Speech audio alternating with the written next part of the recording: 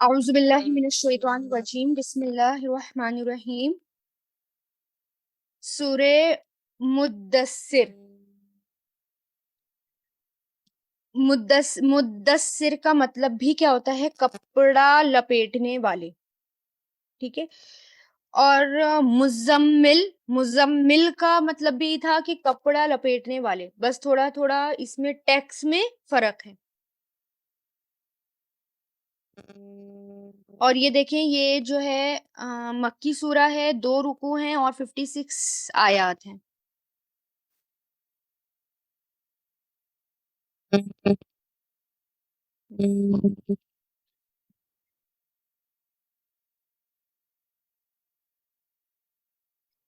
جی دیکھیں، ہم نے جو کل پڑھا تھا یا ایوہ المزمل، زا میم لام، ٹھیک ہے، تو یہ کیا ہوتا ہے؟ اے اوڑھنے والے۔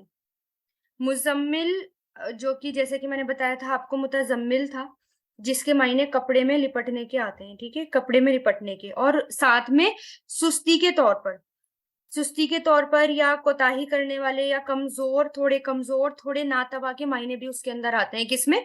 مزمل میں، یعنی تھوڑا سا اپنے آپ کو کوئی کمزور فیل کرے اور تھوڑا سا انسیکیور فیل کرے اور وہ کپڑے میں لپٹ جائے۔ اور پھر یہ کیا ہے؟ مدثر ہے، دال تا را، المدثر۔ اور یہ بھی کیا تھا؟ یہ متدثر تھا، تا کو دال سے بدل کر دال کو دال میں ادغام کر دیا گیا، مدثر، ٹھیک ہے۔ تو پہلے تا تھا، تا کو بدل دیا دال میں، اور پھر دال کو دال سے ادغام کر دیا۔ تو اس کے مطلب کیا ہوتے ہیں؟ وہ کپڑا جس میں آدمی لپٹ جائے، یا چادر یا کمبل وغیرہ۔ تو کیا آتا ہے اس میں کہ یا ایوہ المدثر، اے کپڑا لپیٹنے والے۔ اس میں جو ہے اس آیت کا ایک شان نزول بھی آتا ہے، یعنی اس سورہ کا شان نزول، کہ یہ جو ہے جب آپ صلی اللہ علیہ وسلم پر سب سے پہلی وحی جو غار ہرا میں نازل ہوئی تھی، وہ سورہ العلق کی 5 کی شروع کی آیت تھی۔ ان آیت میں، اب اس کے بعد ان آیت میں کیا کرایا تھا؟ اللہ تعالیٰ نے اپنا تعارف کرایا تھا اور ساتھ ہی ساتھ انسان کی تخلیق پر بھی بات کی تھی۔ لیکن ان آیات میں تبلیغ کا حکم دیا گیا، جبریل علیہ السلام کے ذریعے وحی آپ کے دل پر نازل ہوئی۔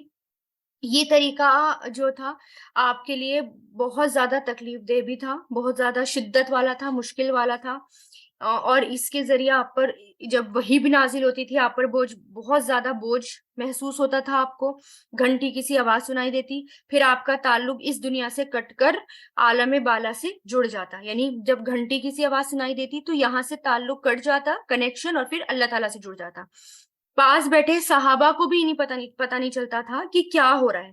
کبھی کبھی یہ کیفیت بہت شدید ہوتی، بہت سخت ہوتی۔ زید کہتے ہیں کہ ایک مرتبہ آپ میری تھائی پر ران رکھے ہوئے تھے، اتنے میں وحی نازل ہوئی، اور اس کا اتنا بوجھ تھا کہ انہیں ایسا لگ رہا تھا کہ ان کی جو ران ہے، یعنی ان کی جو تھائی ہے، وہ ٹوٹ جائے گی۔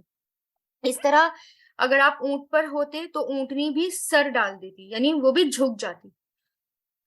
تو جب پہلی مرتبہ وحی نازل ہوئی تو رسول اللہ کہتے ہیں کہ مجھے اس کی اتنی تکلیف ہوئی کہ مجھے اپنی جان کا خطرہ محسوس ہونے لگا۔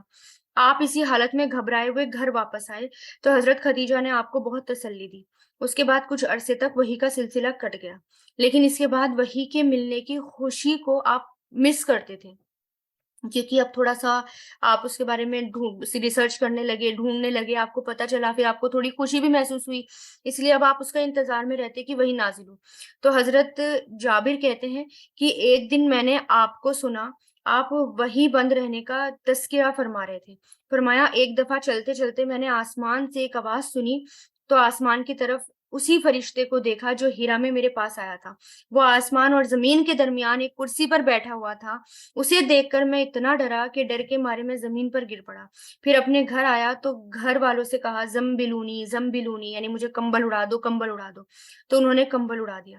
پھر اللہ تعالیٰ نے یہ آیت نازل فرمائی، شروع کی آیات، اور اس کے بعد وحی کا سلسلہ جو تھا وہ گرم ہو گیا مطلب چلتا رہا۔ اس کو محاورہ اس کے لیے آتا ہے حمیل واہین، یعنی گرم رہا، سلسلہ چلتا رہا، پھر جو ہے لگاتار وحی آنے لگی۔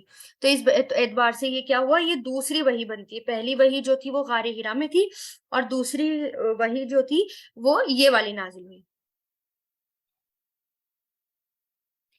اور پھر ایک روایت میں صحیح بخاری میں آتا ہے آپ صلی اللہ علیہ وسلم وحی کے رک جانے کی حدیث بیان کر کے فرماتے ہیں کہ ایک مرتبہ میں چلا جا رہا تھا کہ آسمان کی طرف سے مجھے آواز سنائی دی، میں نے نگاہ اٹھائی، دیکھا جو فرشتہ میرے پاس غار حرا میں آیا تھا وہ آسمان اور زمین کے درمیان ایک کرسی میں بیٹھا ہے۔ میں مارے ڈر اور گھبراہٹ کی زمین کی طرف جھک گیا اور گھر آتے ہی کہا مجھے کپڑوں سے ڈھک دو۔ چنانچہ گھر والوں نے مجھے کپڑے اڑا دیے اور سورہ مدثر کی فہجر تک کی آیتیں نازل ہوئی، فہجر تک، ٹھیک ہے۔ تو دیکھتے ہیں اس میں کیا ہے، یا ایھا المدثر، اے کپڑا لپیٹنے والے، کیونکہ آ کر کیا کیا تھا رسول اللہ نے، کپڑا لپیٹ لیا تھا اپنے اوپر، تو اے کپڑا لپیٹنے والے، قم، کھڑے ہو جائیے، اقامہ یقیمو سے، قم، کھڑے ہو جائیے، فانذر، پھر ڈرائیے، انذرا ینذرو سے، انذر، پھر ڈرائیے، یعنی اب اللہ تعالیٰ کیا کہہ رہے ہیں کہ اب لیٹنے کا وقت نہیں، اب آپ کھڑے ہو جائیے، یعنی کیونکہ پہلے تو وہی نازل ہوئی غار حرا میں، تو کچھ دن تک وہ وہی نازل نہیں ہوئی کیونکہ رسول اللہ کو اس کے لیے تیار کرنا تھا۔ پہلے رسول اللہ بہت ڈر گئے تھے جب غار حرا میں وہی نازل ہوئی تھی، تو بہت کیفیت وہ الگ تھی۔ اس کے بعد جب وہی آئی تو اللہ تعالیٰ نے کیا کہا کہ بس اب آپ کھڑے ہو جائیے اور لوگوں کو ڈرائیے، یعنی اب آپ کا کام شروع ہو رہا ہے، یعنی اب اللہ تعالیٰ رسول اللہ کو تیار کر رہے ہیں، ٹھیک ہے۔ تو کہ اب جو ہے اب آپ کو لیٹنا نہیں ہے، اب آپ جو ہے اللہ تعالیٰ کے کام کے لیے کھڑے ہو جائیے، اور اب آپ کا کام کیا ہے کہ اب آپ کو لوگوں کو کیا کرنا ہے، لوگوں کو خبردار کرنا ہے، لوگوں کو ڈرانا ہے۔ وَرَبَّكَ، اور اپنے رب کی، فَكَبِّرْ، بس تو بڑائی بیان کیجئے، کبرا یکبرو سے کبر، دیکھیں رب کا، اپنے رب کی، جب اس طرح آ جاتا ہے نا رب کا، اس میں ترتیب میں فرق ہے، اس کا مطلب یہ ہے کہ یہاں پر کیا ہے، خالص، یعنی اس میں کیا ہے کہ خالص جو ہے، یعنی اس کے سیکوینس میں فرق ہے کہ اپنے رب کی بس تو آپ بڑائی بیان کیجئے، یعنی صرف اور صرف اپنے رب کی بڑائی بیان کرنی ہے، اب آپ کو کسی اور کے بارے میں نہیں سوچنا، اب آپ کو صرف اور صرف اللہ تعالیٰ کے بارے میں ہی، اللہ تعالیٰ کی ہی بڑائی بیان کرنی ہے۔ اور جب اس طرح کے جو کیفیت ہوتی تھی یا اس طرح کے جو الفاظ ہوتے تھے اور جس میں سیکوینس بدل جاتا تھا، تو اہل عرب کو پتہ چل جاتا تھا کہ کتنے زیادہ اس میں شدت ہے اور کتنی زیادہ زوردار طریقے سے یہ بات کی جا رہی ہے، اس لیے جو تھے وہ اس طرح کی باتوں پہ کیا ہوتے تھے، بھڑک جاتے تھے، قرآن سن کر اس لیے وہ بھڑک جاتے تھے کیونکہ ان کو سمجھ میں آ رہا ہوتا تھا کہ کیا سیکوینس ہے، کیا ترتیب ہے، اور کون سی بات کس انداز میں کہی جا رہی ہے۔ تو اس میں کیا ہے، خلوص، صرف اور صرف اپنے رب کی ہی آپ کیا کریے، بڑائی بیان کریے، باقی سب کو آپ چھوڑ دیجئے، باقی سب کو کچھ، اور باقی کوئی اور معبود نہیں۔ اللہ اکبر، کیا کرنا، اللہ اکبر، بڑائی بیان کرنے کا مطلب کیا ہے، اللہ اکبر۔ اللہ اکبر کہنا پھر کیا ہے، زمین اور آسمان کے درمیان کی فضا کو بھر دیتا ہے، اللہ تعالیٰ کے جو محبوب کلمات ہیں، سبحان اللہ والحمد للہ ولا الہ الا اللہ واللہ اکبر، ان میں سے اللہ اکبر آتا ہے، اور جب اللہ اکبر کبیرہ کہا جاتا ہے تو آسمان کے دروازے کھول دیے جاتے ہیں۔ ابن عمر رضی اللہ تعالیٰ عنہ کہتے ہیں، ہم آپ صلی اللہ علیہ وسلم کے ساتھ نماز پڑھ رہے تھے کہ جماعت میں ایک آدمی نے کہا اللہ اکبر کبیرہ والحمد للہ کثیرہ وسبحان اللہ بکرۃ واصیلا، تو آپ نے فرمایا یہ کلمات کس نے کہے، تو جماعت میں سے ایک آدمی نے عرض کیا کہ میں رسول اللہ، تو آپ نے فرمایا کہ مجھے تعجب ہوا کہ اس کے لیے آسمان کے دروازے کھول دیے گئے، یعنی جب انسان محبت کے ساتھ اللہ کی تعریف اور تسبیح اور تکبیر بیان کرتا ہے تو اس کی قدر کی جاتی ہے۔ ابن عمر رضی اللہ تعالیٰ عنہ کہتے ہیں کہ میں نے ان کلمات کو پھر کبھی نہیں چھوڑا، جب سے میں نے ان کے بارے میں رسول اللہ صلی اللہ علیہ وسلم کو یہ فرماتے ہوئے سنا، یعنی میں نے ان کو اپنی زندگی میں شامل کر لیا، اور خاص طور پر نماز کی آغاز میں، یعنی شروعات میں جو ہے جب ہم یہ پڑھتے ہیں سبحانک اللہم پڑھتے ہیں تو اس جگہ بھی ان کو پڑھا جا سکتا ہے، نماز کے بعد جو اذکار ہوتے ہیں اذکار میں بھی اس کو پڑھا جا سکتا ہے۔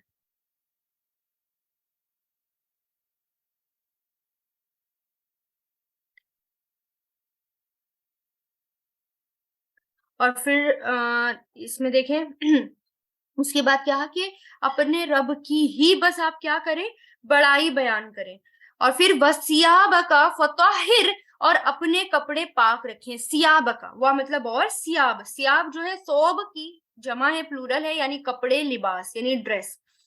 تو اپنے کپڑے, فا مطلب تو یا بس, طاہر پاک کریے. طہرا یطہرو سے طاہر فعل امر ہے, طہارا اپنے کپڑے پاک رکھیے.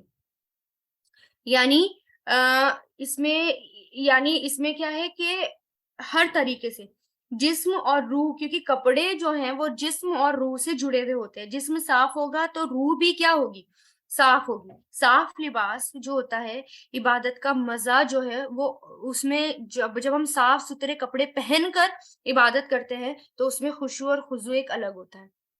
اگر کپڑوں میں بو آ رہی ہو, گندے کپڑے ہوں, انسان کے اندر سستی پیدا کرتے ہیں. اور لباس انسان کی ظاہری شخصیت کی علامت ہوتی ہے. جیسے کپڑے ہوتے ہیں, جتنے صاف ہوتے ہیں, جتنے صاف ستھرے ہوتے ہیں, ویسے ہی پتہ چلتا ہے کہ انسان کیا ہے, اس کو کیا پسند ہے.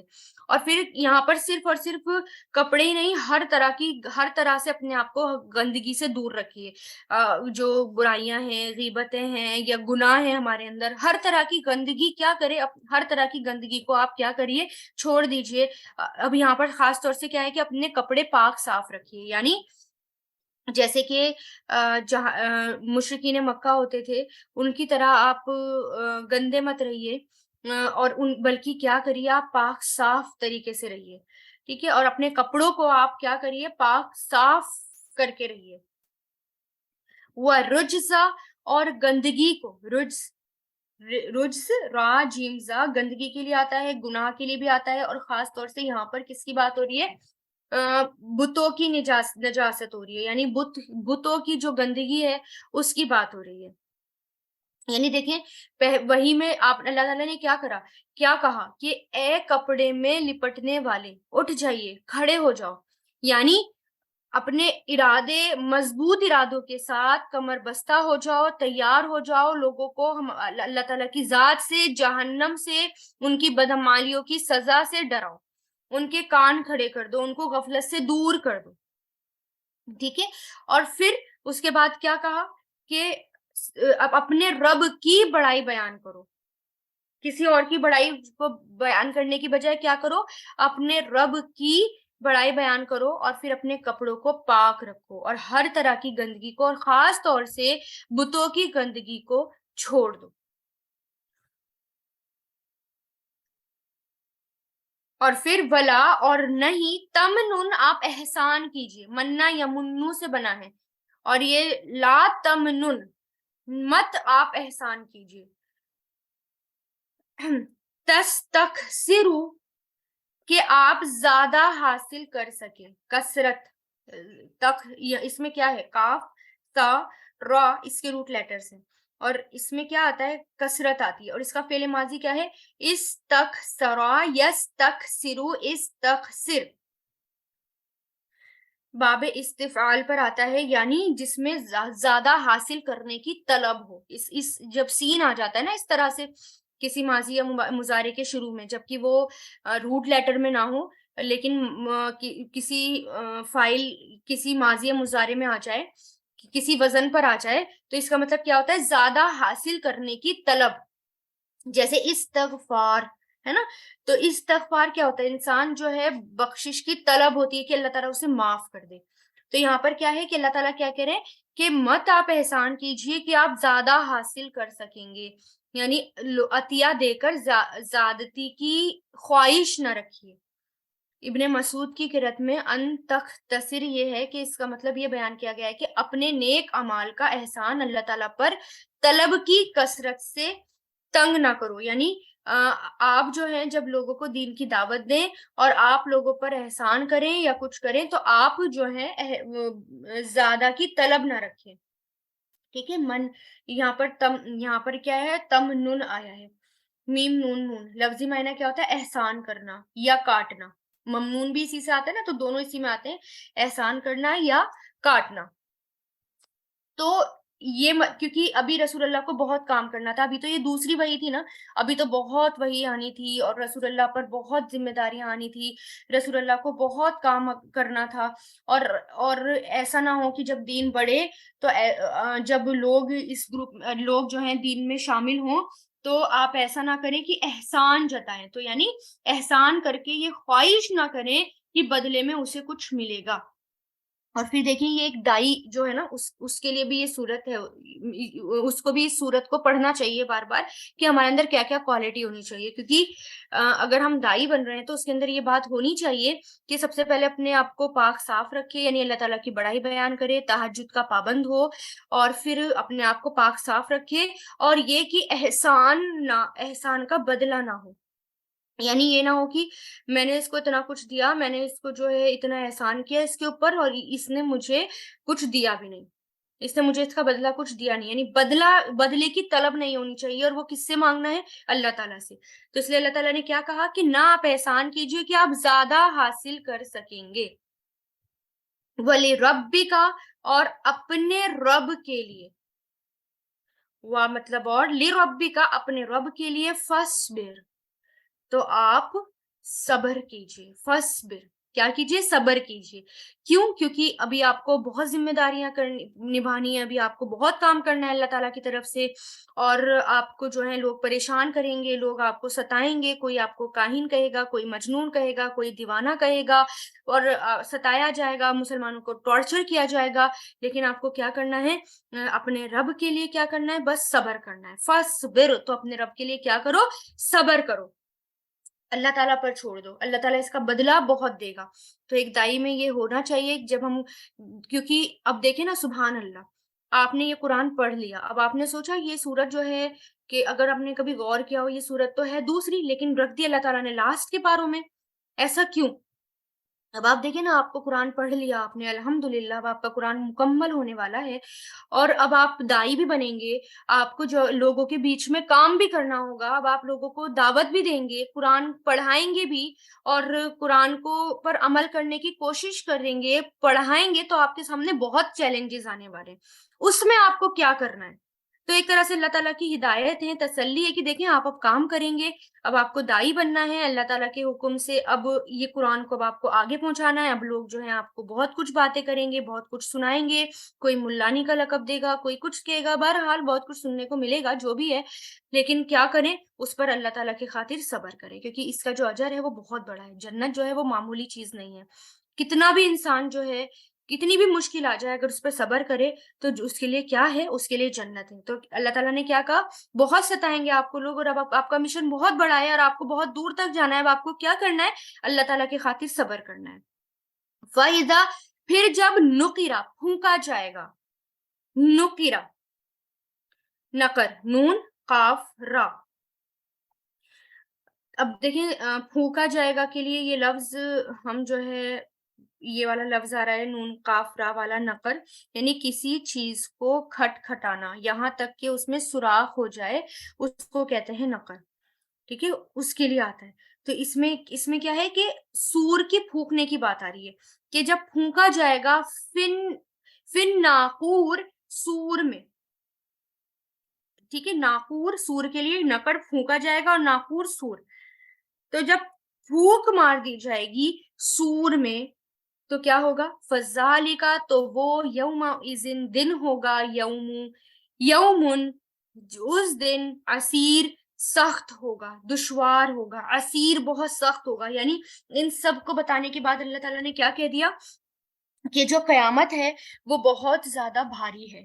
اب اس میں دیکھیں کہ پہلے اللہ تعالیٰ کیا کرے؟ اٹھو، اٹھنے کے بعد اللہ تعالیٰ کے کام کے لیے اب ذرا کنیکٹ کریں پیچھے سے، اٹھو، اٹھ کر اللہ تعالیٰ کے کام کے لیے کھڑے ہو جاؤ، لوگوں کو خبردار کرو، قیامت کے دن سے خبردار کرو، اور اس کے لیے کیا کرو؟ اللہ تعالیٰ کی بڑائی بیان کرو، اپنے آپ کو پاک صاف رکھو بتوں کی گندگی سے، اور اندرونی گندگی سے، باہر والی جیسی بھی گندگی ہو، ہر طرح کی گندگی سے آپ جو ہے اپنے آپ کو پاک صاف رکھو، اور اس کے بعد جب لوگ آپ کو ستا رہے ہوں، پریشان کر رہے ہوں، تو اس پر صبر کرو، کیونکہ جو قیامت کا دن ہوگا، جس دن سور پھونکا جائے گا، وہ دن بہت شدت والا ہوگا، اس لیے ابھی صبر کر لو، یعنی دنیا میں صبر کر لو، اور وہ والا دن، کیونکہ اس دن صبر نہیں ہوگا کسی سے، اگر وہ دن کسی پر سخت ہو گیا تو اس دن صبر کرنا مشکل ہوگا، صبر کیا ہی نہیں جائے گا، اور کوئی انسان صبر کرے یا نہ کرے کوئی فائدہ بھی نہیں دے گا اس کا صبر۔ اللہ تعالیٰ کہتے ہیں نا قرآن میں آپ پڑھ چکے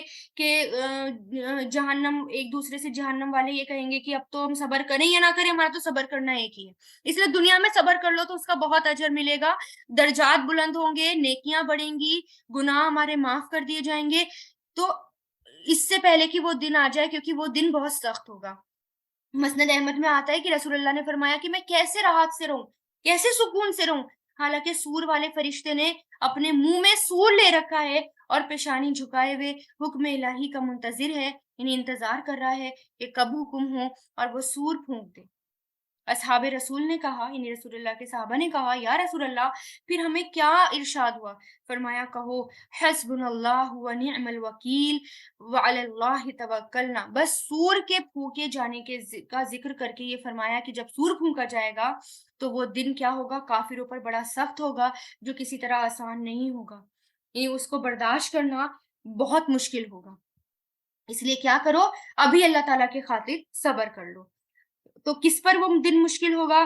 علل کافرین، کافروں پر، غیر یسیر، نہ ہوگا وہ آسان، یعنی کافروں پر وہ آسان نہیں ہوگا، کیا ہوگا؟ بہت زیادہ مشکل ہوگا۔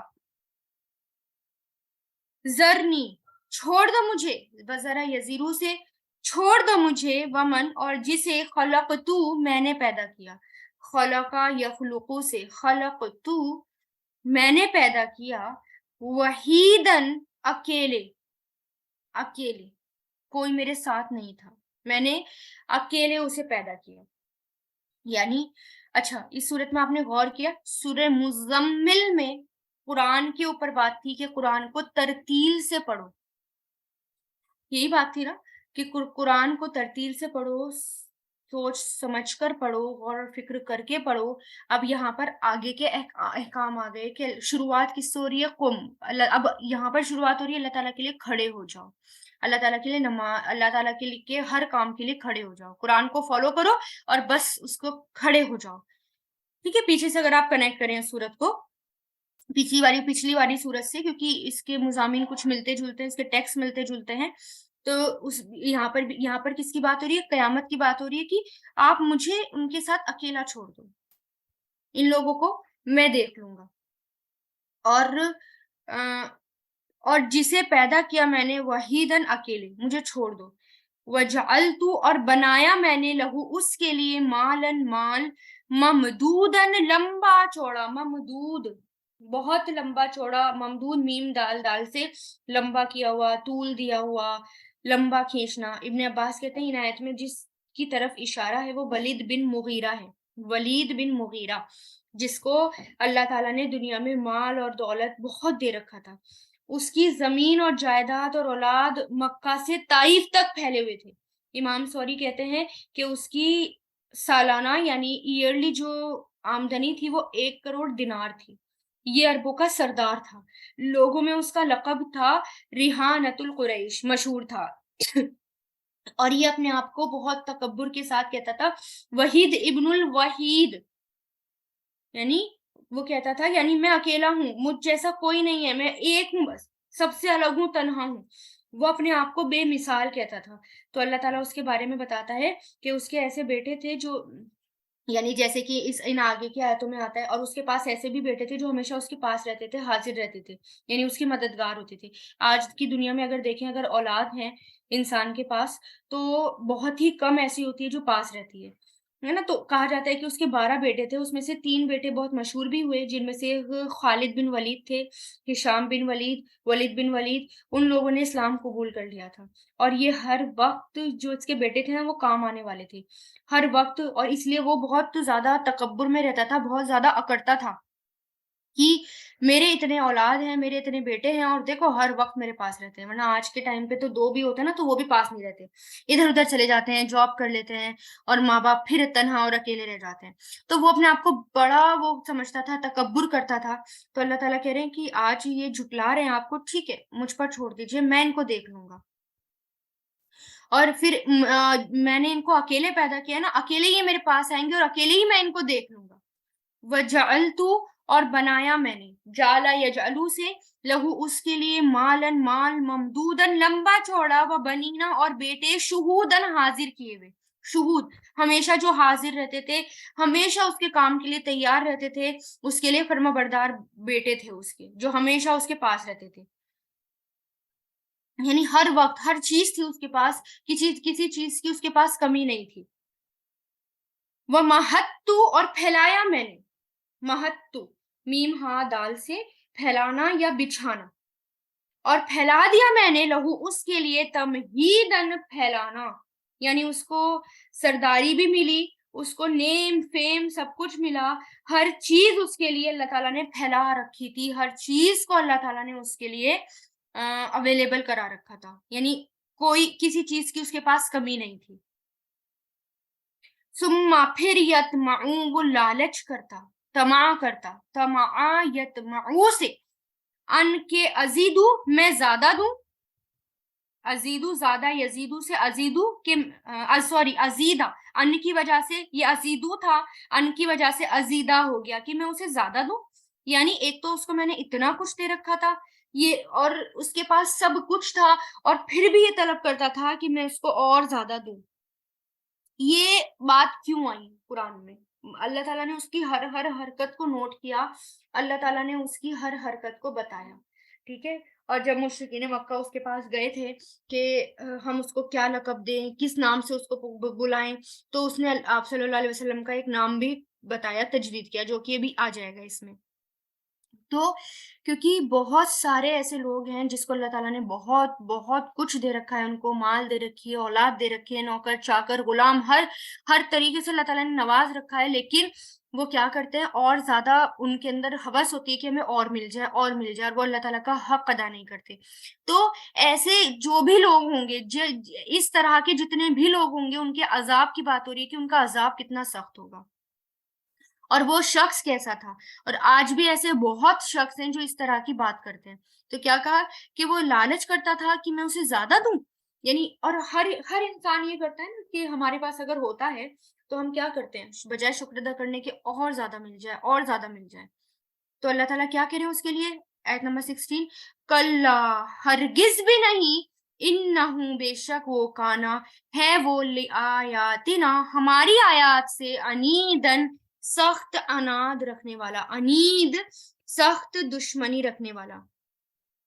انید اس شخص کو کہتے ہیں جو جاننے کے باوجود حق کی مخالفت کرے، حق کو نہ مانے، اس کو رد کر دے، اس کو ریجیکٹ کر دے، اس کے لیے انید آتا ہے کہ ہرگز بھی نہیں، بے شک وہ ہماری آیات سے سخت اناد رکھتا تھا، سخت مخالفت کرتا تھا، سخت دشمنی کرتا تھا ہماری آیات سے، اس کو تو ہرگز بھی ایسا نہیں ملے گا، کیونکہ سب سے زیادہ کہاں مل سکتا ہے، سب سے زیادہ جنت میں مل سکتا ہے نا، تو اللہ تعالیٰ کہہ رہے ہرگز بھی زیادہ نہیں دوں گا۔ سأرہقہ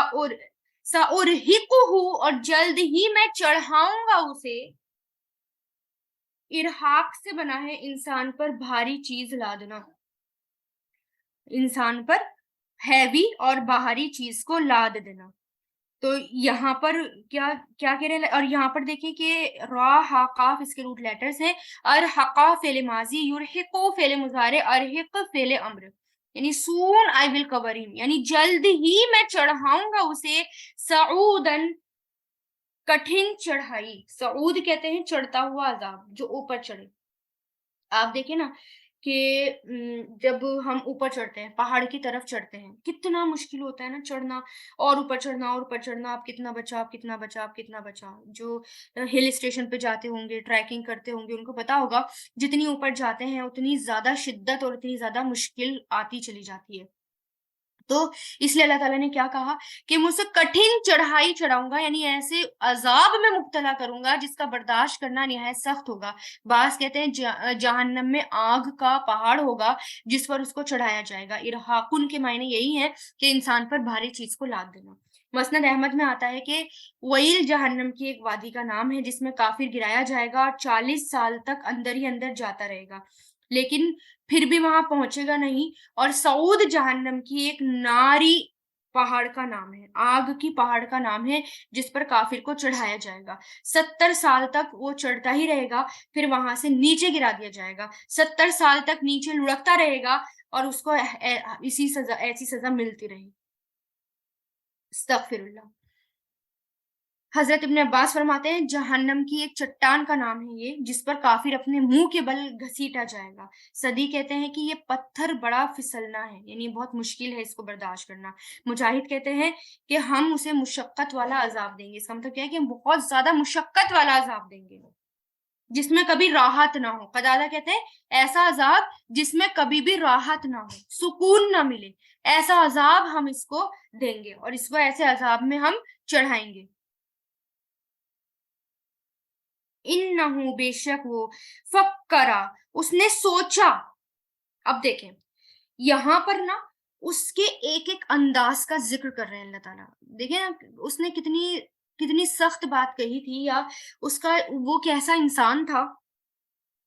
उसकी जो ये वलीद बिन मुगीरा था, तो बहुत समझदार इंसान था, सियाना था बहुत, और बहुत समझदार आदमी था। अरबों में कुछ पढ़ा लिखा भी था और अरबी कलाम से खूब वाकिफ भी था, यानी अरबी कलाम को खूब जानता था। ये सुनकर मतलब ये जो है कुरान सुनकर काफी हद तक मुतासिर भी हुआ था। एक बार ऐसा हुआ भी था, अट्रैक्ट हुआ था कुरान की तरफ। अगर ये मुसलमान होता तो पूरा मक्का भी मुसलमान होता, इसलिए अल्लाह ताला ने इसका जिक्र किया, क्योंकि ये बहुत रौबदार इंसान था, लोग इसको फॉलो करते थे। वलीद बिन मुगीरा को बड़े बड़े सरदार इसके पास आया करते थे। अगर ये ईमान ले आता ना तो बाकी के लोग भी ईमान लेकर आ जाते, जैसे भी लाते लेकिन लेकर आते, लेकिन ये नहीं लाया, इसकी वजह से बहुत बहुत लोग ईमान नहीं लाए। तो शायद पूरा मक्का मुसलमान होता। इसलिए कुरैश के सरदारों को बहुत फिक्र हुई कि तो हमारा लीडर, अगर हमारा लीडर बदल गया तो फिर हम सबको तो इस्लाम कबूल करना पड़ेगा। तो अबू जहल इसके पास आया और उसने इसको अलग अलग तरीके से बहकाया। सबने मिलजुल कर एक प्लानिंग की और इस गर्ज के लिए कि वो वलीद बिन मुगीरा के यहाँ जमा हुए। वलीद ने उनको मुखातिब करते हुए कहा, यानी इसने कहा कि अच्छा अब तुम लोग अपनी अपनी तजवीज पेश करो, यानी अपनी अपनी राय बताओ कि आप सल्लल्लाहु अलैहि वसल्लम की मिशन को कैसे खत्म करें।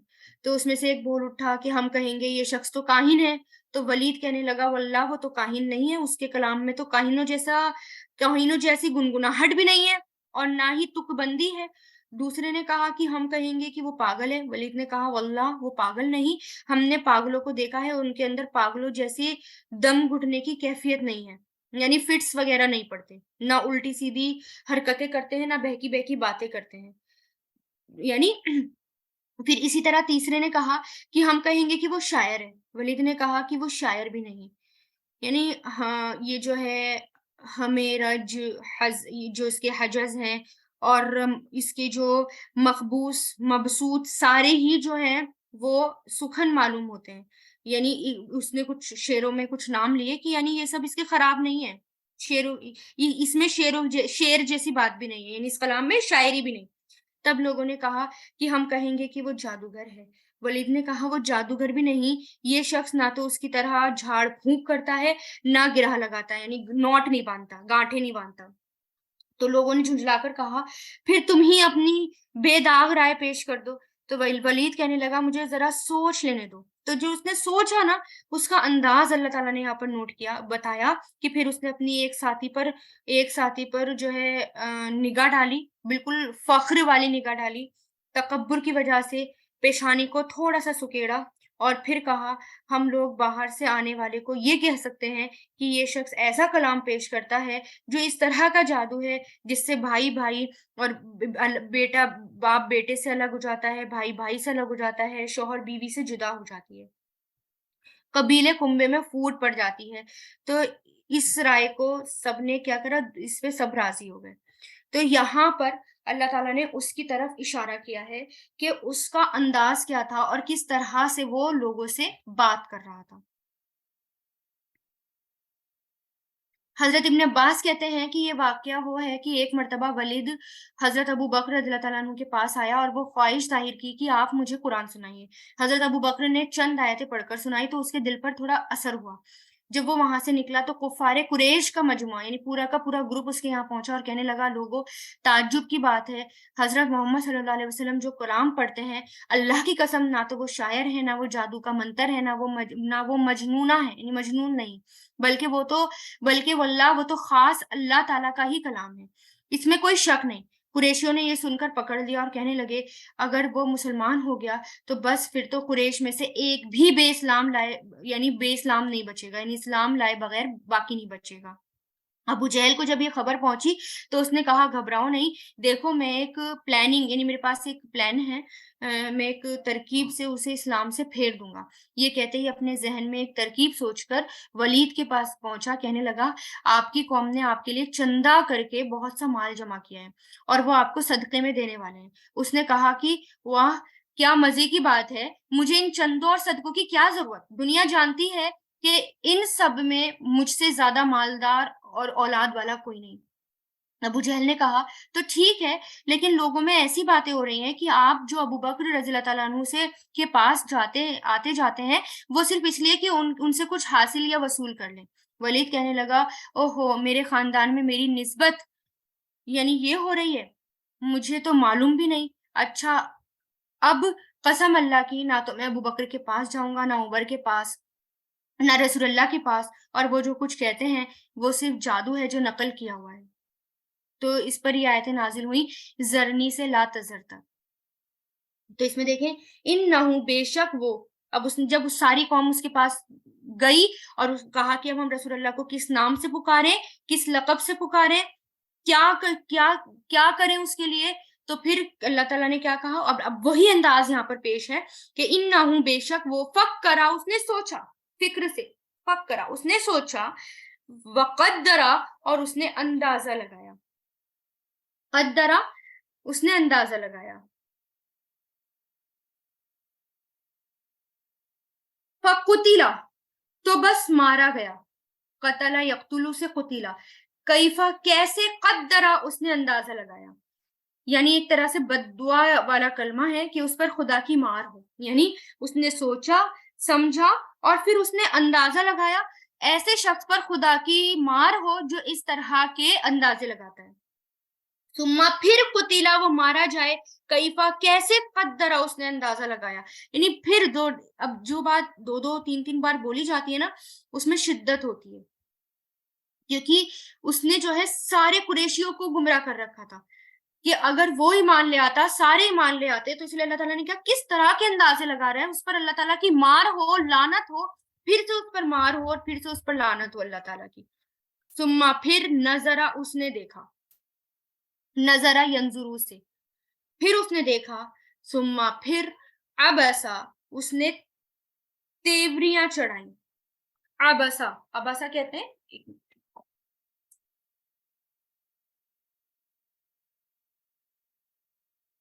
अबसा कहते हैं तेवरियां चढ़ाने को।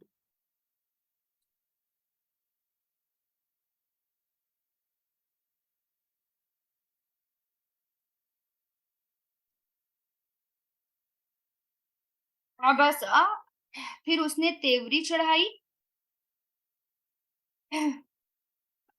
ये जो है आइन बा सीन से बना है, और फिर क्या करा, बसरा और उसने मुंह बसोड़ा, यानी जो जैसे तेवरियां चढ़ाना और थोड़ा सा चेंज हो जाना शक्ल पर, बसरा यबसुरु से बनाई है, उबसुर, बसरा यबसुरु, उबसुर, बसरा, फिर उसने मुंह बसोड़ा, यानी अपना थोड़ा सा तेवड़ी चढ़ाकर उसने अपना एक तरह से बल वाला अंदाज चेहरे पर लेकर आया, यानी किस तरह का अंदाज था वो देखें, जैसे होता है ना, इशारे करते हैं, किसी की तरफ देखते हैं, तेवड़ियां चढ़ाते हैं, थोड़ा सा मुंह बनाते हैं, वो वाला अंदाज कि उसने क्या किया। सुम्मा फिर अदबरा उसने पीठ फेरी, यानी फिर क्या करा, एक की तरफ इशारा किया, तेवड़ियां चढ़ाई, मुंह बसोरा और फिर पीठ फेर ली उसकी तरफ, जैसे सोच वाला अंदाज होता है ना, जैसे मान लो हम टहल रहे हों, सोच रहे हों और फिर थोड़ा सा इस तरह से कि हम अपने आप को बहुत ज्यादा समझदार समझते हैं, फिर किसी की तरफ देखा, फिर थोड़ा सा सोचा, फिर मुड़ गए, इस तरह, फिर अदबरा उसने पीठ फेरी, बस तक बरा फिर उसने तकब्बुर किया, इस्तकबरा यस्तकबिरु से यानी घमंड करना, तकब्बुर करना। फिर उसने तकब्बुर किया। फ़क़ाला, फिर उसने कहा, इन हाजा नहीं है ये इल्ला मगर सिहरुन जादू युसरू जो नकल किया जाता है।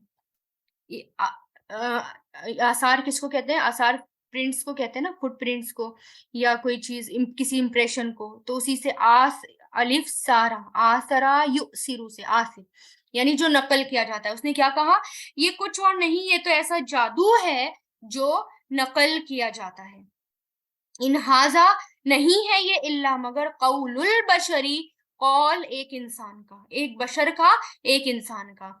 सउसली ही जल्द ही मैं झोंक दूंगा उसे, यानी उसकी बात अल्लाह ताला ने बता दी। अब उसके बारे में जहन्नम का अजाब, क्या उसने इस तरह का अंदाज उसका था कुरान के साथ, उसने ऐसा किया, तकब्बुर से मुंह मोड़ा, पीठ फेरी और ये कहा कि ये तो एक इंसान का कौल है। अब मैं क्या करूंगा, जरूर उसे उसली ही असला युसली से मैं झोंक दूंगा उसे सकरा दोजख में। सकरा भड़कती हुई आग में, जहन्नम के अजाब की बात हो रही है कि जल्द ही मैं उसे जहन्नम में सकरा झोंक दूंगा। वमा अदरा का, और क्या चीज है, वमा अदरा का और क्या बताएं आपको या क्या खबर दें आपको, माँ क्या है सकरु दोजख, क्या है वो सकर यानी क्या है वो दोजख। ला तुबकी नहीं बाकी रहेगा, अब का युबकी से ला तुबकी नहीं बाकी रहेगा, वला और ना ही तजरू वो छोड़ेगी। यानी वजरा यजरू से, वजीरा यजरू से यानी वो ऐसी जहन्नम है, ना तो वो बाकी रखेगी ना वो छोड़ेगी। लवाहतुन झुलसा देने वाली, लिल बशरी इस बशर स्किन के लिए भी आता है, इसलिए इंसान को बशर कहा जाता है। क्या है वो कि वो झुलसा देगी किसको? अब ये देखिए जो यहाँ पर है ना, लवाहतुन यानी गर्मी से जला देना, झुलसा देना, रंग बिगाड़ देना। और इसी से लोह आता है, यानी तख्ती जिस पर लिखा जाता है, लिखने से पहले उस पर मिट्टी लगाकर लेप दिया जाता है ना, उसको चेंज किया जाता है।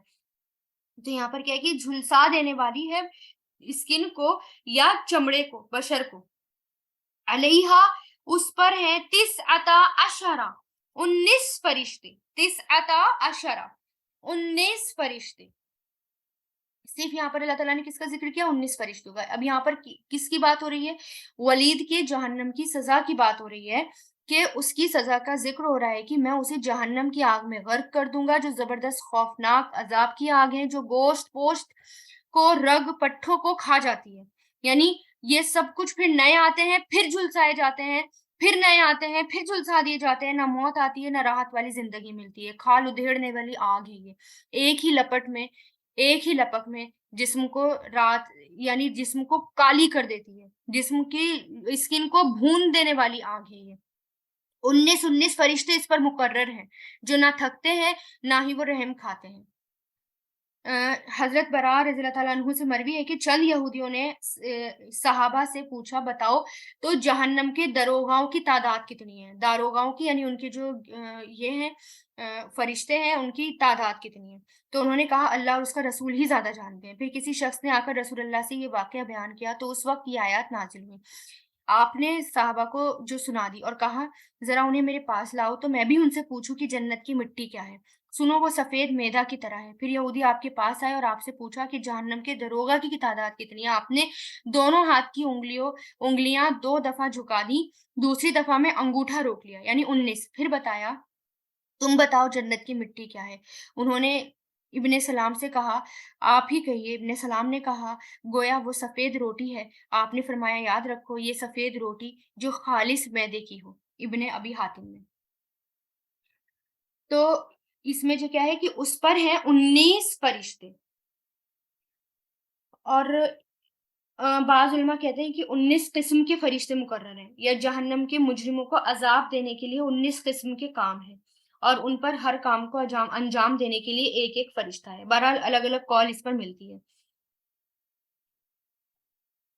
جب اس میں جہنم کے دروغاؤں کا یا جہنم کے فرشتوں کا ذکر آیا تو ابو جہل نے قریش کی جماعت کو خطاب کرتے ہوئے فرمایا، کیا تم میں سے ہر 10 آدمیوں کا ایک گروہ، یعنی ہر 10 آدمیوں کا ایک گروہ ایک فرشتے کے لیے کافی نہ ہوگا؟ بعض کہتے ہیں کہ کلدہ نامی شخص نے، جسے اپنی طاقت پر بڑا گھمنڈ تھا، اس نے کہا تم سب صرف 2 فرشتے سنبھال لینا، 17 کو میں اکیلا کافی سنبھال لوں گا۔ اور یہی وہ شخص تھا جس نے آپ صلی اللہ علیہ وسلم کو کئی بار کشتی کے لیے چیلنج دیا اور ہر بار وہ ہار جاتا تھا، پھر بھی ایمان نہیں لایا۔ اور پھر اس کے علاوہ جو ہے رکانہ بن عید یزید کے ساتھ بھی کشتی لڑی۔ بہرحال تو انہوں نے کیا کیا، اس آیت پر مذاق بنانے لگی کہ ٹھیک ہے میں سنبھال لوں گا، 17 کو تو میں سنبھال لوں گا، تم سب مل کر 2 کو سنبھال لینا، یعنی اس طرح کی باتیں کرنے لگے۔ تو یہاں کیا کہہ رہے اللہ تعالیٰ، وما جعلنا، اور نہیں بنایا ہم نے اصحاب الناری، آگ کے فرشتوں کو، الا مگر، یعنی اصحاب الناری آگ والوں کو، الا مگر ملائکتن فرشتے، وما اور نہیں جعلنا ہم نے بنایا عدتہم ان کی تعداد کو، الا مگر فتنتن ایک فتنہ، ایک آزمائش، للذین ان لوگوں کے لیے جنہوں نے کفروا کفر کیا، لیستیقنا تاکہ یقین کر لیں، استیقنا یستیقنو سے یستیقنا تاکہ یقین کر لیں، یہ جو ہے یستیقنو تھا، لام کی وجہ سے نون پر زبر آ گیا۔ الذین وہ لوگ جو اوتو دیے گئے الکتابہ کتاب، یہ اوتو کیا ہے، ماضی مجہول، ویزدادا اور زیادہ ہو جائیں، ازدادا یزدادو سے اور زیادہ ہو جائیں، الذین وہ لوگ جو آمنو ایمان لائے، ایمانن ایمان میں، ولا اور نہ یرتابا وہ شک کریں، ارتابا یرتابو سے، الذین وہ لوگ جو اوتو دیے گئے الکتابہ کتاب، والمؤمنین اور مومن، ولیقولا اور تاکہ ہو جائیں، قالا یقولو سے، الذین وہ جو فی قلوبہم ان کے دلوں میں مرض بیماری ہے، والکافرون اور کافر، ماذا کیا کچھ، ارادہ کیا، اللہ نے، ارادہ یریدو سے، بہذا اس مثلا مثال کا، کذالک اسی طرح، یدل بھٹکا دیتا ہے، عداللہ یدلو سے، اللہ من یشاء جسے وہ چاہتا ہے، شاء یشاء سے، ویہدی اور ہدایت دیتا ہے، من یشاء جسے وہ چاہتا ہے، وما اور نہیں، یعلم جانتا، جنودا لشکروں کو، ربی کا آپ کے رب کے، الا مگر ہوا وہی، وما اور نہیں ہے ہیا وہ، الا مگر ذکرہ نصیحت، للبشری انسانوں کے لیے، بشر کے لیے، یعنی اللہ تعالیٰ نے یہ جو جہنم پہ فرشتے بنائے ہیں، دروغہ بنائے، اللہ تعالیٰ کیوں کیا کہہ رہے کہ یہ میں نے صرف آزمائش کے لیے بنائے، تاکہ ہم دیکھیں اس کو سن کر کیا کرتے ہو، اس آیت کو دیکھ کر تم کیا کرتے ہو، یعنی تمہارا ایمان کیا ہوتا ہے۔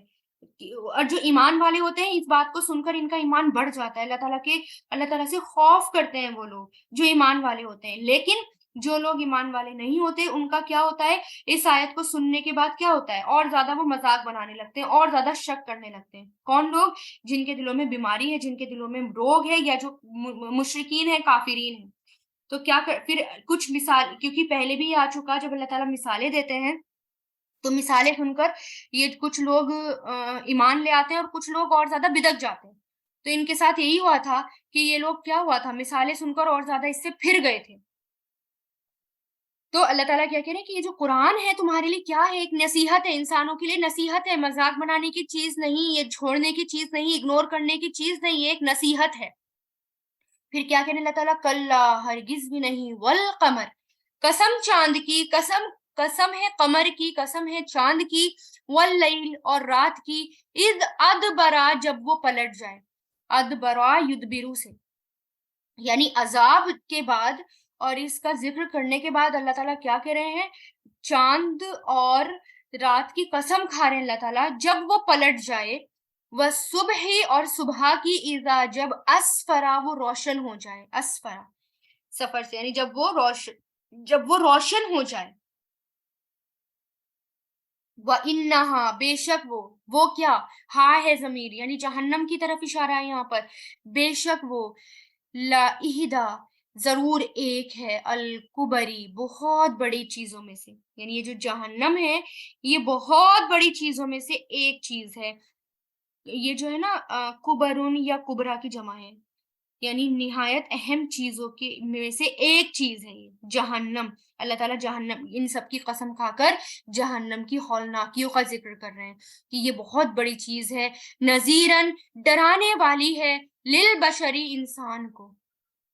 شروعات بھی اسی سے ہوئی تھی نا, یعنی شروعات سور سے ہوئی تھی, پھر اللہ تعالیٰ کے عذاب سے, قیامت سے, اور کیا کہا کہ یہ ڈرانے والی ہے انسان کو, لمن اس کے لیے جو شاء چاہے, منکم تم میں سے, ان کے, یتقدمو وہ آگے بڑھے, تقدمہ یتقدمو سے وہ آگے بڑھے, او یا یتأخرو وہ پیچھے ہو, اخرا یتأخرو سے جو پیچھے ہو, پیچھے رہے. یعنی اس کے لیے جو چاہے تم میں سے کہ آگے بڑھے, یا جو چاہے تم میں سے وہ پیچھے رہے. یعنی یہ جو چیز ہے یہ بہت ڈرانے والی ہے, جو چاہے باز آ جائے اور جو چاہے وہ پیچھے رہے. یعنی اس کو دیکھو, اور یعنی اس اللہ تعالیٰ قسم کھا کر کس کی اہمیت بتا رہے ہیں, اس جہنم کی اہمیت بتا رہے ہیں. پھر آیت 38 کلو ہر نفس, ہر نفس, بما اس وجہ سے جو کسبت اس نے کمائی کی, رہینتن رہن رکھا ہوا ہے. یہ بات جو ہے پہلے بھی آ گئی تھی, ہر شخص اپنے اعمال کے بدلے میں گروی رکھا ہوا ہے, رہن رکھا ہوا ہے.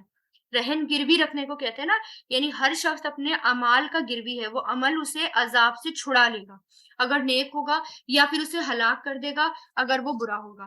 تو نیک ہو جاؤ اور اپنے آپ کو اس سے عذاب سے بچا لو. یعنی کس سے, جس کے ذکر اللہ تعالیٰ نے اس جہنم کا کیا, یعنی ڈرانے والی چیز کہ یہ جو ہے قرآن ہے, یہ نصیحت ہے, کوئی اس سے دور رہے یا کوئی اس کو مانے, ٹھیک ہے, اور اپنے آپ کو اس جہنم سے بچا لے, کیونکہ ہر شخص کیا ہے, گروی رکھا ہوا ہے. اللہ مگر اصحاب الیمین دائیں ہاتھ والے, یمین سیدھے ہاتھ والے, دائیں ہاتھ والے, فی جناتن باغات میں ہوں گے, یتساءلون ایک دوسرے سے سوال کر رہے ہوں گے.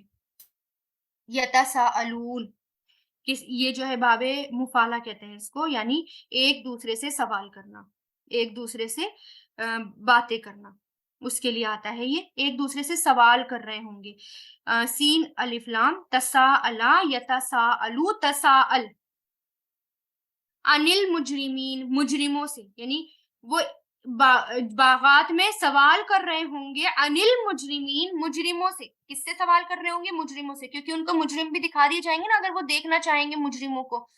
ماں کس چیز نے, سلککم داخل کیا تمہیں, سلکا یسلوہ کہتے ہیں داخل کرنے کو, فی سقر دوزخ میں. اب یہاں پر دیکھیں سقر نام آ رہا ہے دوزخ کا, جو جس کا ذکر کیا اللہ تعالیٰ نے کہ وہ نہ تو ایسی آگ ہے, سقر کہتے ہیں ایسی چیز جو نہ تو زندہ رکھے اور نہ ہی وہ ختم کرے, نہ تو باقی رکھے نہ ہی وہ ختم کرے. تو کس نے داخل کیا تمہیں سقر میں, اس دوزخ میں, قالو وہ سب کہیں گے, لم نکو نہیں تھے ہم, من المصلین نماز پڑھنے والوں میں سے, استغفر اللہ یعنی مسلمان تھے.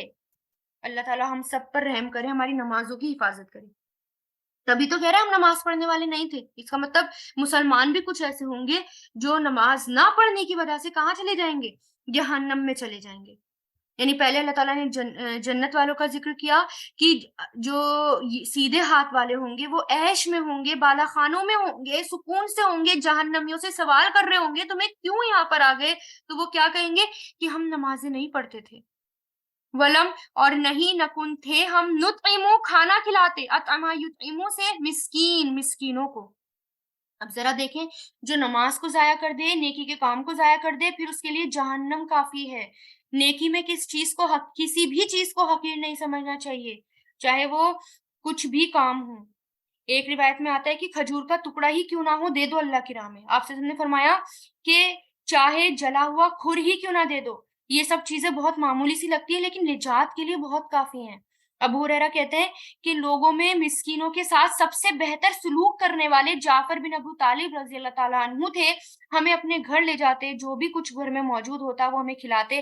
بعض اوقات تو ایسا ہوتا کہ صرف شہد یا گھی کی کپی نکال کر لاتے جس میں کچھ بھی نہیں ہوتا تھا, اور ہم اسے پھاڑ کر اس میں سے جو کچھ بھی چپکا ہوا ہوتا اسے ہم چاٹ لیتے. یعنی کچھ نہیں تھا پھر بھی کھلاتے تھے, پھر بھی لے جاتے تھے.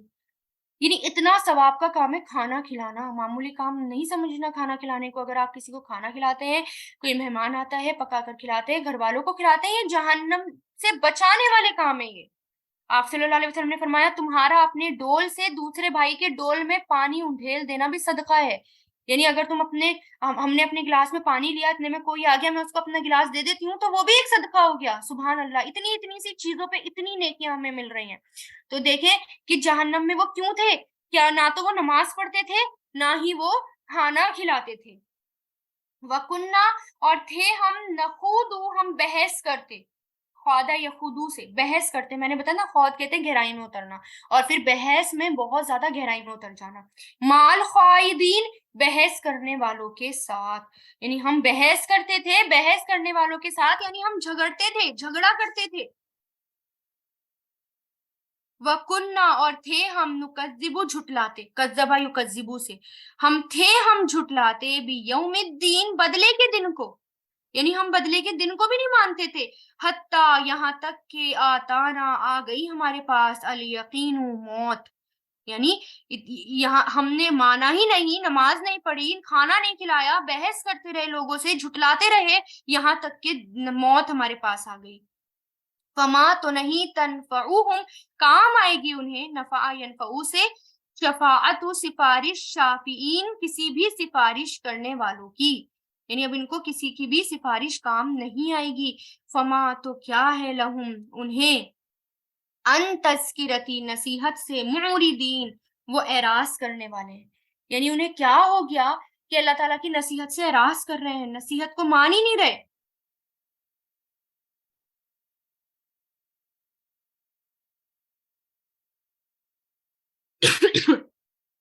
تو کیا ہے انہیں، ان تذکرتی، نصیحت سے، معرضین، اعراض کرنے والے، عارضہ یعرضو سے، یعنی وہ مانتے ہی نہیں، یعنی انہیں کیا ہو گیا، اس جہنم سے نہیں ڈر رہے، وہ اس سقر سے نہیں ڈر رہے، بھڑکتی ہوئی آنکھ سے نہیں ڈر رہے، وہ اس ذکر کو نہیں مان رہے، کأنہم، جیسے کہ وہ، حمر، گدھے ہوں، مستنفرۃ، سخت بدکنے والے، یعنی جیسے گدھا بدک کر بھاگتا ہے، ان کو کیا ہو گیا کہ نصیحت سے بدک کر بھاگ رہے ہیں، اللہ تعالیٰ کے ذکر سے بھاگ رہے ہیں، فرت، جو بھاگے ہوں، من قسورت، شیر سے، یعنی ایسے بھاگتے ہیں نصیحت سے، ایسے بھاگتے ہیں قرآن سے، ایسے بھاگتے ہیں اسلام سے جیسے کہ کوئی شیر سے بھی دک کر بھاگ رہا ہو، بلکہ یریدو، چاہتا ہے، کل امری، کلو، ہر، امری، ان آدمی، منہم، ان میں سے، ان کے، یؤتا، وہ دیا جائے، عطا یا عطی سے، یؤتا، وہ دیا جائے، صحفن، صحیفے، منشرتن، کھلے ہوئے، یعنی اب ہر کوئی کیا چاہتا ہے کہ اس کے ہاتھ میں قرآن آ جائے، اس کے ہاتھ میں کھلے ہوئے صحیفے آ جائیں،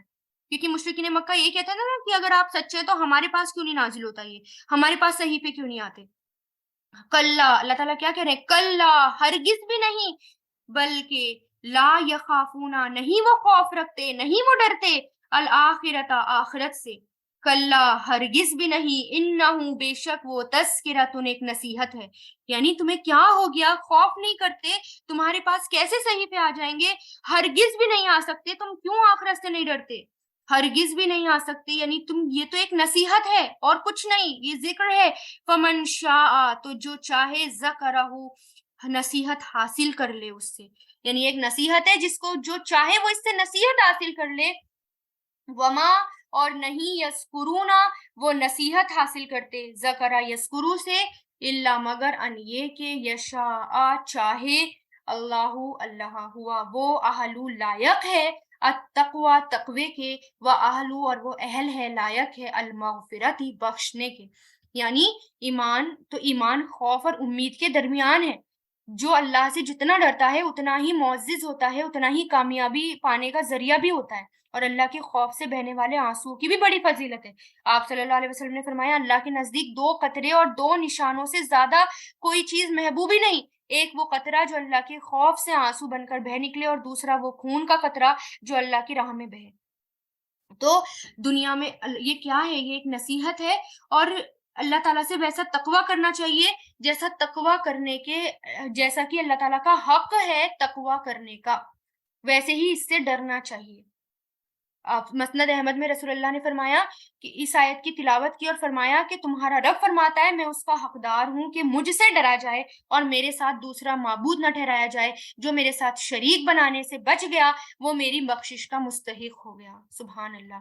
تو اللہ تعالیٰ ہمیں اپنی بخشش سے نوازے، اللہ تعالیٰ ہمیں مغفرت سے نوازے، اور اس جو ہم نے پڑھا ہے، جو ہم نے سمجھا ہے، اللہ تعالیٰ اس پر عمل کرنے والا بنے۔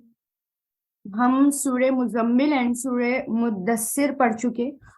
یہ دونوں جو ہیں ایک جیسی صورتیں تھیں، ان کو ٹوین سورہ کہا جاتا ہے۔ اور جیسے کہ ہم نے اس کی شروعات کری تھی سورہ مزمل کی، تو اس میں اللہ تعالیٰ نے خطاب کیا تھا کہ یا ایھا المزمل کر کے آپ صلی اللہ علیہ وسلم کو بڑے محبت بھرے انداز میں پکارا تھا۔ یہ جو ہے ایک جو اللہ تعالیٰ نے جیسے پکارا یا ایھا المزمل اور مدثر، یہ ایک اہل عرب کا یہ طریقہ تھا کہ وہ مخاطب کرتے تھے، اگر نرمی سے اور محبت سے بات کرنا چاہتے ہوں تو اس طرح کے الفاظ بولا کرتے تھے۔ اگر کچھ محبت کا اظہار کرنا ہو یا نرمی کا اظہار کرنا ہو تو اس طرح کے الفاظ بولا کرتے تھے، جیسے کہ آپ صلی اللہ علیہ وسلم کے بارے میں آتا ہے حضرت علی کو مسجد میں زمین پر لیٹے ہوئے دیکھا تو فرمایا قم ابا تراب، قم ابا تراب، یعنی ابو تراب یعنی مٹی والے اٹھو، مٹی والے اٹھو۔ تو یعنی اس میں ایک الگ انداز تھا محبت بھرا، یعنی جس حالت میں ہوتے تھے اسی طریقے سے پکارتے تھے۔ تو اللہ تعالیٰ نے ویسے ہی ان کو پکارا، رسول اللہ کو پکارا، اور پھر کس کے لیے کہا؟ قیام اللیل کا حکم دیا، یعنی نماز پڑھنے کا حکم دیا، اور پھر اس کے بعد کس کا؟ کہ ٹھہر ٹھہر کر غور سے قرآن کی تلاوت کرو، صاف صاف الفاظ میں ٹھہر ٹھہر کر سمجھتے ہوئے قرآن کا ہر حق ادا کرتے ہوئے کیا کرو؟ نماز کا حق ادا کرو۔ اور پھر آپ پر اللہ تعالیٰ کیا کرنے والے ہیں؟ ایک بہت بھاری ذمہ داری، بہت بھاری بوجھ آپ کو ڈالنے والے ہیں آپ کے اوپر۔ تو اب اس میں دیکھیں، ہم نے دیکھا کہ اس کے فائدے کیا ہیں، کہ رات کو جب ہم نماز میں اٹھتے ہیں، قیام اللیل میں اٹھتے ہیں، تو وہ ایک طرح سے ٹریننگ ہوتی ہے، رسول اللہ کو بھی ٹریننگ دی جا رہی تھی، جو آگے کا بہت بھاری بوجھ تھا اس کو اٹھانے کے لیے۔ اور پھر وہ جو وقت ہوتا ہے بہت بہترین وقت ہوتا ہے رات کو، یہ جو وقت ہوتا ہے اپنی نفس کو کچل دینے والا ہوتا ہے، یعنی انسان اپنی نیند کو، اپنی نفس کو کچل کر اور پھر وہ اٹھتا ہے، کھڑا ہوتا ہے، تو اس سے کیا ہوتا ہے؟ انسان کے اندر صبر آتا ہے، برداشت کی طاقت اس کے اندر آتی ہے، اور بہت کچھ بہت معاملوں میں اپنے نفس کو اس کو کچلنا آ جاتا ہے۔ اور پھر اس وقت جو بھی ہم غور و فکر کرتے ہیں وہ بہت سکون کا وقت ہوتا ہے۔ تو اس میں اور پھر کیا کہا اللہ تعالیٰ نے؟ آپ کے سامنے بہت بڑی ذمہ داریاں ہیں، اور اس میں آپ کو کیا کرنا ہے؟ صبر سے کام لینا ہے، کیونکہ مشرکین مکہ آپ کو ستاتے تھے، پریشان کرتے تھے، اب آپ کے اوپر اور بھی زیادہ پریشانیاں آئیں گی، تو اس میں آپ کیا کریں؟ صبر سے کام لیں۔ اور کیونکہ میں ان سب کو کب پکڑوں گا؟ اس کے اندر کیا بتایا کہ جب قیامت آئے گی اور پھر اس کا ہولناک منظر کہ زمین کانپ اٹھے گی، آسمان پھٹ جائیں گے، اور اس وقت میں ان کو پکڑوں گا، جیسے کہ فرعون کا حال ہوا تھا، ان کا بھی اسی طرح حال ہوگا۔ فرعون نے نافرمانی کی تھی تو میں ان کو پکڑوں گا، اور وہ دن کون سا ہوگا؟ بچوں کو بوڑھا کر دینے والا دن ہوگا، اس میں آسمان پھٹ جائے گا، اور اس میں جو ہے ستارے ٹوٹ کر گریں گے، اور الگ کچھ اور ہی منظر وہ ہوگا۔ اور پھر کیا کہا اللہ تعالیٰ نے کہ یہ اللہ تعالیٰ کا وعدہ سچا ہے، اس لیے آپ پریشان مت ہو، اللہ تعالیٰ اس دن آپ ان کو پکڑیں گے۔ بس آپ کو کیا کرنا ہے؟ آپ کو قرآن پڑھنا ہے اور اللہ تعالیٰ کے لیے اٹھنا ہے۔ اور پھر دیکھیں قیام اللیل کا ذکر شروع میں بھی ہوا تھا سورت کے، اور پھر آخر میں بھی ہوا۔ پہلے تو اللہ تعالیٰ نے بتا دیا کہ تمہیں قیام اللیل کے لیے اٹھنا ہے، پھر اس کے بعد اللہ تعالیٰ نے تخفیف کر دی، یعنی کم کر دیا کہ رات کا 2/3 یا نصف یا تہائی رات اٹھ جاؤ، کیونکہ اس وقت گھڑیاں بھی نہیں تھی، اندازہ سب صحیح نہیں لگا سکتے تھے، لیکن اللہ تعالیٰ کہتے ہیں کہ اللہ تعالیٰ کو پتا ہے کہ اندازہ کتنا ہے، اور یہ اللہ تعالیٰ نے تمہارے لیے آسانی کری ہے کہ تم بیمار بھی ہوں گے، بڑھاپا بھی ہوگا، سفر میں بھی ہوں گے، اور رزق کی تلاش میں بھی نکلے ہوئے ہوں گے، اللہ تعالیٰ کے راستے میں جنگ بھی کر رہے ہوں گے، تو اتنا لمبا لمبا پڑھنا تمہارے لیے مشکل ہو جائے گا، اس لیے جتنی آسانی ہو اتنا ٹھہر ٹھہر کر تم لوگ پڑھو، اور پھر نیکی کا بدلہ تمہیں بہترین بدلہ ملے گا۔ استغفار کو لازم پکڑ لو، ٹھیک ہے، تو یہ استغفار کو پکڑ لو تو یہ کہاں تک لے جائے گا؟ جنت تک لے جائے گا۔ یہ ہم نے سورہ مزمل میں دیکھا، اور پھر دیکھیں سورہ مدثر میں بھی اللہ تعالیٰ نے اسی محبت بھرے انداز میں رسول اللہ کو پکارا کہ کپڑا لپیٹنے والے یا کمبل میں لپٹنے والے، ریپ ہونے والے، اٹھ جاؤ۔ ٹھیک ہے، اور اس کے بعد اٹھنے کے بعد کیا کرو؟ اس کے لیے بھی کیا کہا کہ اللہ تعالیٰ کے لیے کھڑے ہو جاؤ، یعنی اب آپ کو جو ہے انذار، یعنی اب آپ کو لوگوں کو ڈرانا ہے، اب لوگوں کو اللہ تعالیٰ کے راستے کے لیے بلانا ہے، اور اس میں بھی بہت ساری مشکلیں آئیں گی، بہت لوگ جو ہیں آپ کا انکار کریں گے، لوگ آپ کو مانیں گے نہیں۔ اور جیسے کہ پیچھے فرعون کا واقعہ بتایا تھا اللہ تعالیٰ نے مزمل میں، کیونکہ فرعون جو ہے بہت سرکش تھا، اپنے آپ کو خدا کہتا تھا، اپنے آپ کو بہت بڑا بادشاہ تھا، لوگوں پر ظلم کرتا تھا، حق کو نہیں مان رہا تھا۔ یہاں پر ولید بن مغیرہ کا قصہ بتایا اللہ تعالیٰ نے، دیکھو اس قوم میں فرعون تھا، یہاں پر ولید بن مغیرہ ہے جو اپنے آپ کو بہت بڑا سمجھتا ہے، اور بہت بڑے بڑے سردار ہیں جن کے پاس مال ہے، دولت ہے، اور شان شوکت سے رہتے ہیں، اور یہ سمجھتے ہیں کہ وہ ان کو کبھی موت نہیں آئے گی یا اللہ تعالیٰ ان کو پکڑیں گے نہیں۔ تو آپ پریشان مت ہو، میں ان کو اتنا سخت پکڑوں گا کہ ان کو صعود پر چڑھاؤں گا، میں ان کو ایسی گھاٹی پر چڑھاؤں گا، ایسی چڑھائی چڑھاؤں گا، اتنے ایسے دشوار یعنی برداشت نہ ہونے والے ان کو عذاب میں مبتلا کروں گا۔ تب تک آپ کیا کریں؟ اپنا اللہ تعالیٰ کا کام کرتے رہیں، اور ان کو جو ہے اللہ تعالیٰ پر چھوڑ دیں، ان کا معاملہ کس پر چھوڑ دیں؟ اللہ تعالیٰ پر۔ اس میں دیکھیں دونوں میں اللہ تعالیٰ رسول اللہ کو تسلی دی گئی تھی، سورہ مزمل میں فرعون کا واقعہ سنا کر کہ دیکھو موسیٰ علیہ السلام کے سامنے بھی کتنا سخت تھا وہ، اور یہاں پر ولید بن مغیرہ کہ اگر وہ ایمان لے کر آ جاتا تو اہل مکہ ایمان لے آتے، لیکن اس کو بھی پکڑا تو اس کو بھی اللہ تعالیٰ پکڑیں گے، اس کو اللہ تعالیٰ جہنم میں بھی جہنم میں، یعنی اگر یہاں پر یہ بچ گیا تو اس کی سزا جہنم میں ہے، اور وہ سخت چڑھائی ہے۔ اور پھر اللہ تعالیٰ نے جہنم کا ذکر کیا کہ کتنی سخت ہوگی وہ جہنم، کیسے اس کے پہاڑ ہوں گے، کتنے اس کے فرشتے ہوں گے، 19 فرشتے اس کو پکڑے ہوئے ہیں، اس کے دروغہ ہے، لیکن یہ اللہ تعالیٰ نے صرف ایک گنتی بتائی ہے، لیکن یہ نہیں پتا کہ یہ فرشتے کیسے ہیں، الگ الگ قسم کے ہیں، یہ الگ الگ رائے اس میں ملتی ہے، کیونکہ فرشتوں کی تعداد تو بہت ہے، اتنی ہے کہ رسول اللہ فرماتے ہیں کہ اتنے فرشتے ہیں آسمان پر کہ تمہیں ایک قدم رکھنے کی جگہ نہیں ملے گی آسمان پر، ہر فرشتہ اللہ تعالیٰ کے لیے سجدے میں ریز ہے، کچھ فرشتے ایسے ہیں جو ابھی تک جب سے پیدا ہوئے سجدے میں، اور قیامت کے دن اپنا سر اٹھائیں گے، اور پھر اللہ تعالیٰ سے کہیں گے کہ ہم نے تیری عبادت کا حق ادا نہیں کرا، یعنی سجدے میں ہے، اور جو فرشتہ جس کام کے لیے اللہ تعالیٰ نے مقرر کیا وہ کام کے لیے ہے، اور بہت فرشتے اللہ تعالیٰ کی عبادت کے لیے، یہ تو 19 تو کچھ بھی نہیں ہے نا۔ پھر بھی اللہ تعالیٰ نے گنتی بتائی تو انہوں نے کیا کرا؟ اس مذاق بنایا، اللہ تعالیٰ کا مذاق بنایا، فرشتوں کا مذاق بنایا، قرآن کا مذاق بنایا۔ تو اللہ تعالیٰ کیا کرے؟ ان کو چھوڑ دو، ان کو میں دیکھوں گا، اور قیامت کے دن میں ان کو پکڑوں گا، اور جو کتنا سخت جو دن ہوگا، جو کتنا سخت وہ عذاب ہوگا۔ بس تمہیں اس کے لیے کیا کرنا ہے؟ اس میں دیکھیں سورہ کے آخر میں جو ہم نے پڑھی تھی آیات کہ اللہ تعالیٰ کا خوف نہیں رکھتے وہ لوگ، اور وہ لوگ سمجھتے ہیں کہ ان کے اوپر قرآن نازل کیوں نہیں ہوتا، ہرگز بھی وہ اس لائق نہیں ہے کہ ان کے اوپر قرآن نازل ہو۔ قرآن تو ایک نصیحت ہے، اور ایک اللہ تعالیٰ کی طرف سے ہے، سیدھا راستہ ہے۔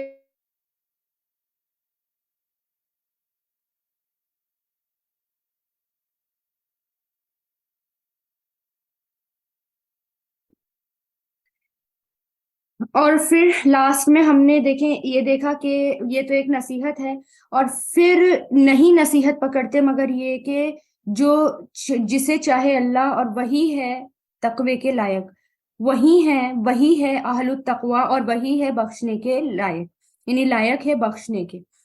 تو جس کو اللہ، یعنی جو تقوی والا ہوتا ہے، تقوی والا ہی ایک تو یہ کہ نصیحت کو پکڑتا ہے۔ اگر ہم تقوی والا بننا چاہتے ہیں تو یہ کہ اللہ تعالیٰ کی نصیحت، جیسے کہ لاسٹ میں یہ فرمایا اللہ تعالیٰ نے کہ تقوی والے، یعنی نصیحت بھی کون حاصل کرتے ہیں؟ تقوی والے، اور جس کو نصیحت حاصل ہو جائے، یعنی جو قرآن پر عمل کرنے لگے، وہ بھی کیا بن جاتا ہے؟ تقوی والا۔ اور اللہ تعالیٰ ہی کس کے لائق ہے کہ وہی انسان کو تقوی والا بنائے، اور اہل ہے اللہ تعالیٰ اس کے کہ انسان جو ہے اسی کی عبادت کرے، اور خالص ہو کر اسی کی عبادت کرے، اور اسی سے بخشش مانگے۔ اور جو تقوی والے ہوتے ہیں وہ ہر وقت مغفرت کی دعائیں مانگتے رہتے ہیں۔ جتنے تقوی والے ہوتے ہیں، جتنے جھکے ہوئے ہوتے ہیں اللہ تعالیٰ کی طرف، اتنے ہی وہ اللہ تعالیٰ سے ڈرتے ہیں اور اتنا ہی وہ اللہ تعالیٰ سے مغفرت کی دعائیں مانگتے رہتے ہیں۔ تو اللہ تعالیٰ سے دعا ہے کہ اللہ تعالیٰ ہمیں اس پر عمل کرنے والا بنائے اور اہل تقوی والا بنائے اور مغفرت کرنے والا بنائے، کیونکہ یہاں پر بات ہو رہی ہے اہل تقوی کی اور اہل المغفرہ کی، کہ بخشنے والا بھی وہی ہے اور تقوی دینے والا بھی وہی ہے، یا پھر تقوی جس کو تقوی وہی لائق ہے، اللہ تعالیٰ ہی لائق ہے کہ ہم اس کے لیے خالص ہو کر اسی کی عبادت کریں اور اسی سے ہی ہم مغفرت کی دعا مانگیں۔